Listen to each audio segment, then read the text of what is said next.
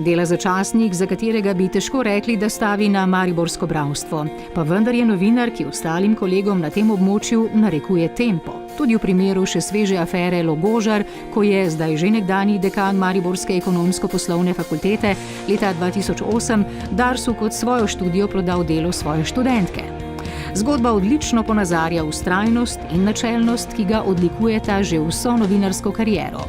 In dopolnjujeta njegov edinstven, ironičen slog. Odlično razkriva zapletene zgodbe.